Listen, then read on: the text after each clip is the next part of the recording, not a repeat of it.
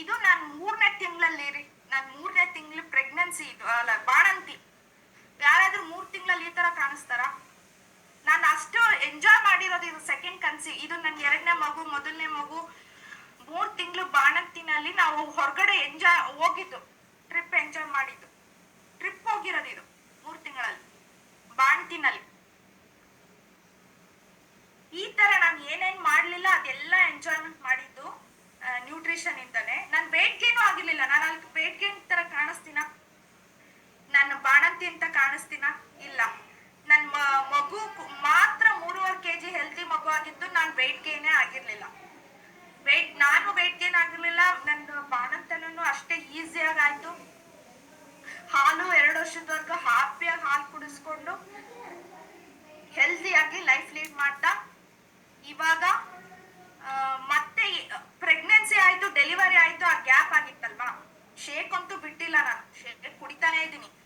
ಯಾವ ರೀತಿ ಸಪ್ಲಿಮೆಂಟ್ ತರ ಬ್ರೆಸ್ಟ್ ಫೀಡಿಂಗ್ ಅಲ್ಲಿ ಇದ್ದಾಗ್ಲೂ ಕೂಡ ನಾವು ಸಪ್ಲಿಮೆಂಟ್ ರೀತಿ ಕುಡಿತಾನೆ ಇರ್ತೀವಿ. ಯಾಕೆಂದ್ರೆ ಹಾಲು ಕುಡಿಯೋ ಮಗು ಇದೆ ಅಂತ ಕುಡಿತಾನೆ ಇರ್ತೀವಿ. ಹಾಗಾಗಿ ಇದೊಂದು ಫೋಟೋ ಶೇರ್ ಮಾಡ್ತೀನಿ.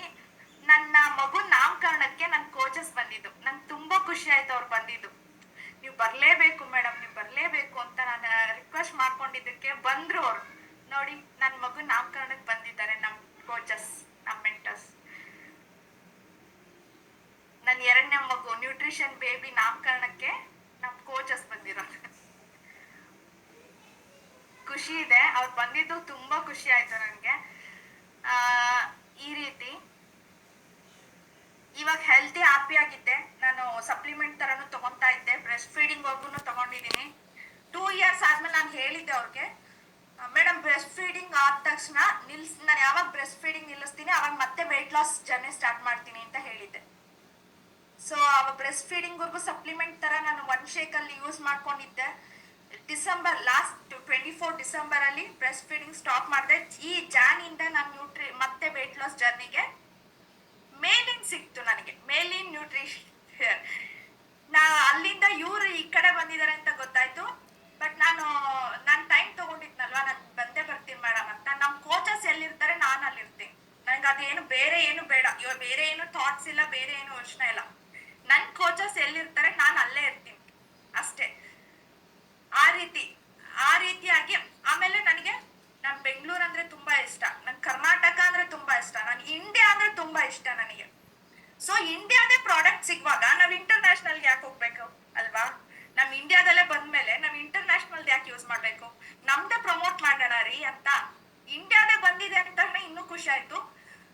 ಸೊ ನಾನ್ ಜಾಯ್ನ್ ಆಗ್ತೀನಿ ಮೇಡಮ್, ಇದು ನೀವೆಲ್ಲಿರ್ತೀರ ನಾವೆಲ್ಲೇ ಇರ್ತೀವಿ ಅಂತ ಹೇಳಿ ನಾನು ಇದಕ್ಕೂ ಶಿಫ್ಟ್ ಆಗಿ ಈ ಜಾನಿಂದ ನ್ಯೂಟ್ರಿಷನ್ ಮೇಲೆ ಬಂದು ಜಾಯ್ನ್ ಆಗಿರೋದು. ಸೊ ಜಾನ್ ಟು ಇವಾಗ ಏಪ್ರಿಲ್ ನಡೀತಾ ಇದೆ. 3 months ಅಲ್ಲಿ 8 kg ವೇಟ್ ಲಾಸ್ ಆಗಿ, after second pregnancy, post pregnancy 8 kg weight loss ಆಗಿ 6 inches ಮತ್ತೆ ದೇಹದ ಸುತ್ತಳತೆ ಕಳ್ಕೊಂಡು ಹ್ಯಾಪಿಯಾಗಿ ಲೈಫ್ ಲೀಡ್ ಮಾಡಿ ನಾನು ಇವತ್ತು ನನಗೆ ಸೆಕೆಂಡ್ ಚಾನ್ಸ್ ಸಿಕ್ಕಿದೆ ನನ್ನ ಲೈಫ್ ಸ್ಟೋರಿ ಹೇಳಕ್ಕೆ. ಅದು ತುಂಬಾ ಖುಷಿ ಆಗ್ತಿರೋದು. ನನ್ಗೆ ಅಲ್ಲಿ ಸಿಕ್ಕಿರ್ಲಿಲ್ಲ ಚಾನ್ಸು, ಇಲ್ಲಿ 2 ಸಲ ಚಾನ್ಸ್ ಸಿಕ್ಕಿದೆ. ಅದು ತುಂಬಾ ಖುಷಿ ಇದೆ. ನಾನು ಇನ್ನು ತುಂಬಾ ಫೋಟೋಸ್ ಶೇರ್ ಮಾಡ್ಬೇಕಂತ ಮಾಡಿ ಇಟ್ಕೊಂಡಿದ್ದೆ. ನಂಗೆ ಈ ಗೊತ್ತೇ ಆಗ್ಲಿಲ್ಲ ಈ ತರ ಇಂಡಿವಿಜುವಲ್ ಹಾಕ್ಬೇಕಂತ. ನೋಡಿ ಇವಾಗ ಮೊದಲನೇ ಮಗು ಇದ್ದಾಗ ಬರ್ತಡೇದು, ಎರಡನೇ ಮಗು ಬರ್ತಡೇನಲ್ಲಿ ಹೀಗಿದೆ ಫ್ಯಾಮಿಲಿ. ಇವಾಗ happy and healthy family with 2 healthy babies. ಇನ್ನ ಫೋಟೋಸ್ ಇದೆ, ಶೇರ್ ಮಾಡ್ತೀನಿ. ಇಂಡಿವಿಜುವಲ್ ಆಗಿ ಸೇವ್ ಮಾಡ್ಕೋಬೇಕಾಗಿತ್ತು, ನಂಗೆ ಗೊತ್ತಿರ್ಲಿಲ್ಲ. ಮೊದಲನೇ ಪ್ರೆಗ್ನೆನ್ಸಿ ಒಂದು ಫೋಟೋ ತೋರಿಸ್ಬಿಡ್ತೀನಿ.